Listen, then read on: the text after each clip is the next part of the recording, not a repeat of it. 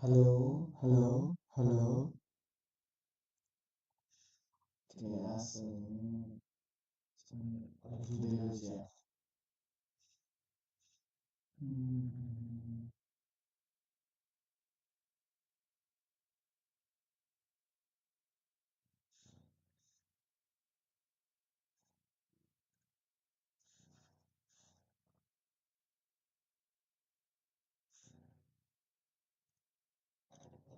Asenga, Mulago,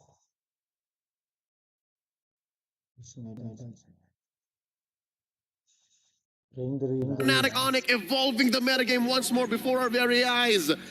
Yu Zhong showing up here. Game 3. Listen over to our casters, Ingan and Naisu. You know, Yu Zhong had to come out because he's seeing all the other Prime skins coming out to play in M6, and he's like, you can't forget about me, Ingan. They pull out the Yu Zhong pick. What do you think about it? Do you think this is a closer? It's match point right now for I think FNOP. it could be a closer, a good counter pick coming in from the composition of Falcon Esports and in the hands of someone like Kirk, easily activated. You know he's going to disrupt the formation of Falcon Esports, specifically when the Feathered Airstrike has been casted. So it's going to be a hard-fought battle for Falcon and going up against Fnatic on Philippines. Right now, FNOP is saying, what's a falcon to a dragon? We'll see if it plays its part this time around. Game 3, it's match point right now for FNOP. Can Falcon Esports soar higher and stay in the series by taking a game against Fnatic Onyx Philippines? And this time around, a little bit different in the jungle, of course. Dax this time gets the Fredrin. It's such an interesting change of pace that we've seen throughout the M6, even from Swiss stage to now, and just the meta in general. And again, make sure you guys grab your M6 pass. It's now available. Oh, mid lane, PX7, whoa, in trouble, one hit away. Brusco will be fine though. Okay, this is the aggression actually that we expected for Fnatic Onyx Philippines. I mean, you have the signature Brusco Khalid. Khalid activated early on in the early game. Main objective is to really try and go for the mid control and eventually go for the delay in the jungle rotation. And so far, Brusco has been doing a good job going for those pokes, going for those engages. And we'll see if Brusco can keep it up against Falcon Esports. Part of this too, obviously, is, you know, I like that Falcon Esports has utility on their side now. You know, you still give Royal Milk the hero that he's performed probably the best on, even Benny to that matter. But still, you can play around this Matilda pick. Helping Dax have a little more mobility on this Fredrin is going to be great. They're setting things up for the first objective, poking down Brusco a little bit here, but King Kong is there to go ahead, and the Quicksand Guard. Super Prince, though, will have to burn the Flicker already, so pretty proactive early game from Falcon Esports. Yeah, that was well worth it. Again, just the guiding wind. You already burned out Super Prince's Flicker, and you know that in terms of mobility, Vexana, although he has the Deathly Grasp, mobility-wise, he's not up to par compared to PX7's Sparsa, so that's a good resource burned for the side of Falcon Esports. But again, here is the problem. Kirk with a Yu Zhong already level 4. If PX7 decides to go for the Feathered Airstrike, but on the other hand, no Dax, going right after Brusco. Brusco going to be in trouble. Flickers out, heals up, Quicksand Guard will go down though, but the fight's still going to break out as Dax falls next, and it's Kirk taking some more with the shots and gets the double. It's a reminder the Yu Zhong still works in the meta, and that's going to be a turtle as well for FNOP. If you're speaking about proactiveness, Kirk was proactive in that clash. Jumped in, plus the Petrify, gonna take it down too, even though Royal Mid got the vengeance, but King Kong though, forcing Kid X to flicker up, but catches him off guard with electrifying beats, and brings him down once more, extending the lead of Fnatic to 1.3k. And Brusco just given the vision available to King Kong to see if they actually want to make a play from this. Dax has to be careful because of just the difference in speed from the jungling that can happen here. Mid lane, they do get that flicker out now from PX7. Feathered Airstrike to help clear things out. The Super Prince will keep him under the turret. But you can see this, again, Dax is falling behind slightly against King Kong, now sitting at level 7. Yeah, and apart from the discrepancy in the two junglers, we saw what could happen when it comes to the mid lane matchup. PX7 cast the Feathered Airstrike. Super Friend's not going to go out of the vicinity of the Feathered Airstrike. Just going to go in and cast the Deathly Grasp to disrupt the Feathered Airstrike. That's more than enough. And not to mention, Kirk also has the usual with the Petrify. So there's a lot that PX7 needs to worry about when it comes to casting his Feathered Airstrike. Again, this poke battle here in the XP lane. Kirk's biggest threat, too, is obviously, like we've seen in past M series, where Yuzhong was just picked up so much in the XP lane. Whoa, Super Prince. Okay. Raging Sandstorm. Okay, they're not going to commit the flicker, though. But Brusco just managing to zone out. King Kong goes in with an electrifying beat and burst it down. PX7. Dax with the energy eruption. King Kong going to be able to just get away. This Joy is so slippery to catch energy eruption or not. A whole lot of ultimates just kind of thrown out there, too. PX7 going down, didn't have the flicker available. And yes, the Wings by Wings has only helped you so much. So now as they get us situated, some more extra gold. First items being locked in too for FNOP. Starlium Scythe now for King Kong. I'm surprised, you know, he's been doing so much damage already. What more? And now with the Starlium Scythe in hand and leading into this Corrosive Scythe still for Kelra. He's been just farming up, doing his thing. They'll go ahead and get in position now. Turtle's up. Kirk made his way to that gold lane as they get ready to just let Kelra push bottom side.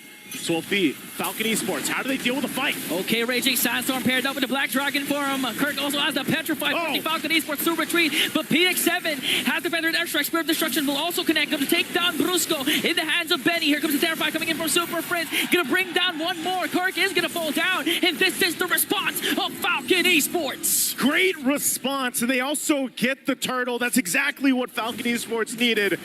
Good item picks up. They are going to trade that tier 1 turret, but this is a good shift that Falcon Esports needed. They had to get some momentum and take care of the gold deficit getting too out of hand. King Kong still going to go ahead and put pressure in the jungle, though. So Falcon Esports, how do they adjust from everything that just happened here? They showed that they can still fight, utilizing the utility that they have, and even down to the firing power with a Farsa if the positioning is there. Okay, they might be able to solve the problem right away. Kid X was the reason why they got saved, and now PX7 with a Feathered Airstrike to bring down Brusco, and Royal Milk wants to go for more. Infernal Pursuit trying to catch up onto King Kong. Volley Shot Worldy is going to connect, and Fnatic Onyx Philippines will disengage. You're seeing it happen, you know, in these team fights, in these skirmishes. Falcon Esports' lineup allows them to just go ahead and fight it out if they have to. Kirk now joined the fight into the mid lane. They get the Vengeance out. Kirk could be in trouble. Still going to be fine. Get some of the healing back with that Shires, and so he goes and disengages. Okay, that's a win for Falcon Esports. Although Royal Milk popped his Vengeance, they also popped the Kirk's Petrify and paired up with ultimates casted by Fnatic Onyx Philippines. But all the while, Kelra, the gold standard, is just really making quick work of the turrets. He did get the turret down bottom during that turtle fight wherein Falcon Esports won that trade. And right now he got one on top, and King Kong goes in onto Dax. They're going for Dax. Dax, quarter the health. Oh, the Spear of Destruction lands, and here comes Kelra, picking up the kill right on the mark.